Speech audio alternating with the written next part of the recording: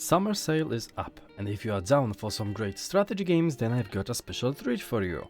I prepared 20 great strategy games in total that you can buy for a good price and sink hours of your time into, having lots of fun. There are a plethora of different subgenres like RTS, management games, city builders, colony sims, and even some tower defense games. I am sure you will find something that fits your style. Also check out my 2 previous videos of the sale, and don't forget to leave a like and drop a nice comment. Thanks.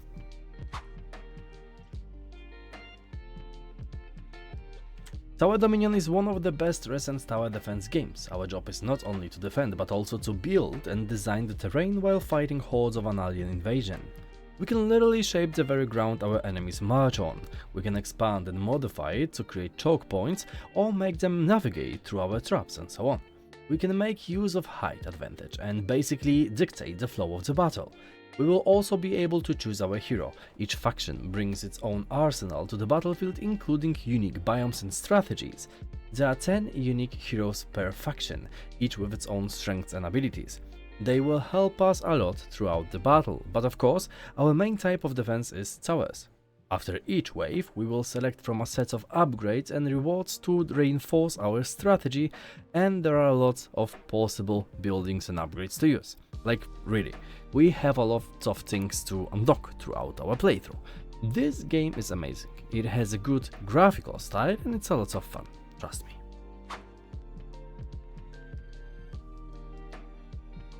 Kingdoms deck is something special, as it is not only a colony builder but also a card-based game in which we build and protect our kingdom from enemy sieges.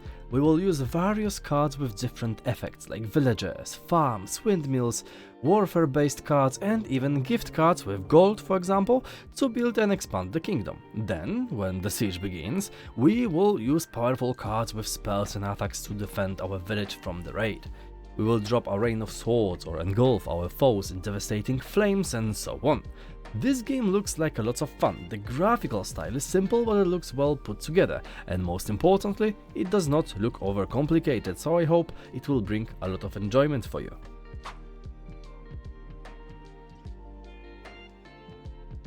And now, something different, and I mean really different. This is still your typical factory building game, but also a resource management and colony builder. Your journey starts on an abandoned island with a small crew of loyal workers. You have to survive somehow, so you will need to mine resources, grow food, build factories, manufacture products, research technologies, and even build vehicles. You will work your way up to becoming an industrial superpower and grow your settlement into a thriving community. You need workers, after all, so your town is really important. Make sure to provide essentials for your people. In addition to typical buildings, you will construct vehicles to transport goods and create logistical production chains. Of course, there is room for conveyor belts and other automated builds too. You will use ships to trade with other villages, explore the world, fight pirates, trade with aliens, and much more. You can even go to space. This game offers so much to do. It's complex and fun, so go ahead and give it a try.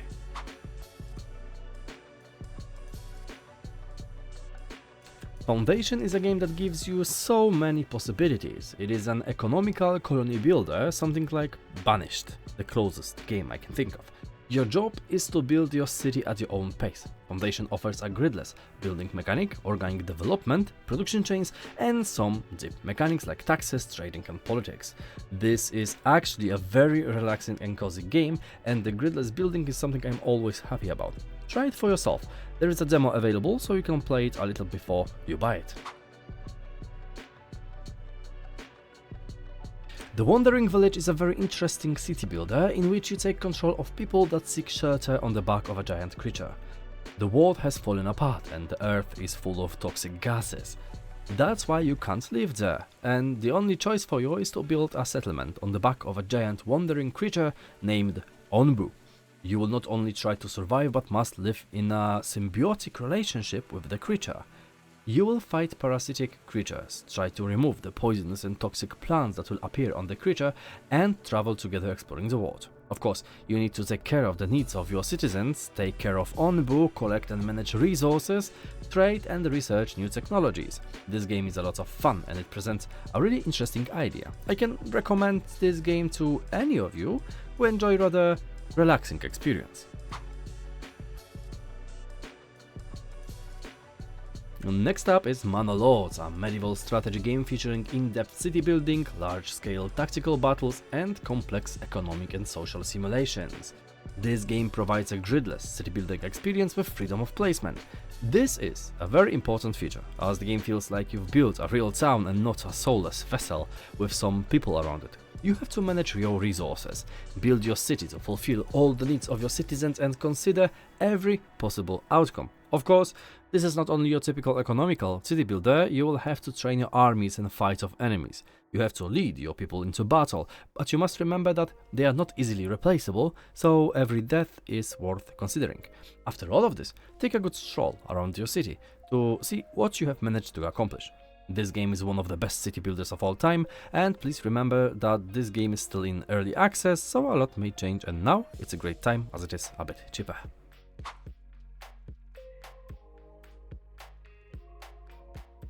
Norland is a medieval colony simulator. This game looks amazing, and if you want something full of schemes, political intrigues and good old medieval brutality, I would suggest trying this title.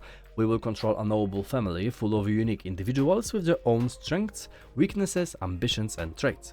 It is very important to maintain good relationships with our family members and allies, as they have their own ambitions and dissatisfaction may lead to unexpected outcomes. Disloyalty is when the daggers come out, so be sure to keep everyone happy, or maybe you will be the first one to eliminate a potential threat. You have to make crucial decisions, maintain good relationships with other kingdoms and grow in strength. Your peasants are your basic resource. They will work for you, fight, build and serve. But remember that they need to be fueled by motivation. They need to be happy, well-fed and healthy. They will draw their sword to protect the village or to overthrow your tyranny, so be careful how you manage everything. Next up is Nine Kings, and this is a great pixel art game, city builder, but this time we will use various decks to build our kingdom and raise powerful armies. I must say that I really like how this game looks and how it plays. It is fast-paced and not that hard to understand. We will be able to construct various buildings, use spells to help us destroy enemies, and upgrade our kingdom. In Against the Storm, we play as Viceroy, a leader charged by the Scorched Queen to reclaim the wilderness and discover lost riches for the smoldering city. We are the last bastion against the Blightstorm that destroyed the old wards. This is not your typical city builder, as you are not going to build and manage one colony, but a vast network of settlements populated by diverse fantastic races. There are foxes, beavers, lizards, harpies, and of course humans, each with different strengths and weaknesses, traits, specializations, and needs. You have to take care of them, utilize their strengths and help them survive. Of course, life is not easy, so maybe prioritize the needs of one species over another. To make it easier, it's up to you. You have to make a choice. This game offers a lot of different mechanics and really challenging gameplay. You can experience the traditional city builder with roguelike replayability, with an endless number of cities, various challenges, recurring blightstorms, reputations, and the need to gather resources and upgrade smoldering city. You will never play the same game twice. There is so much going on in this game and you have to see it for yourself. Against the Storm is an amazing title and I am sure you will have a blast playing it. Age of Darkness is a title very similar to the well-known knighthood survival games from a few years back, like The Billions or The Last Spell, which I particularly love. Yeah, it is similar, and I will tell you why. Your job is of course to defend humanity against hordes of nightmares. You will light up the fog full of monsters, claim territories, and fight back hordes of said nightmares. To do so, you will build a settlement and establish an economy, then create defenses and an army to scout the area and fight your opponents by day and defend yourself at night. You are able to choose a hero that will grant special bonuses and abilities to help you on your quest. You will also earn blessings that will help you in your future runs and many more.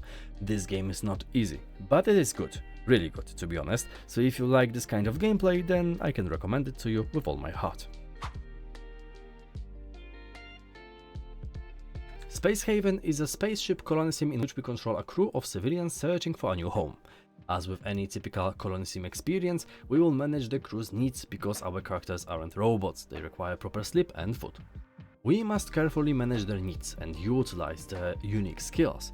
Our crew will form relationships, experience mental breaks, develop new traits, and encounter both joyful and dramatic moments. You will also have the ability to customize your ship tile by tile, making it truly your own home. Managing life systems is also crucial.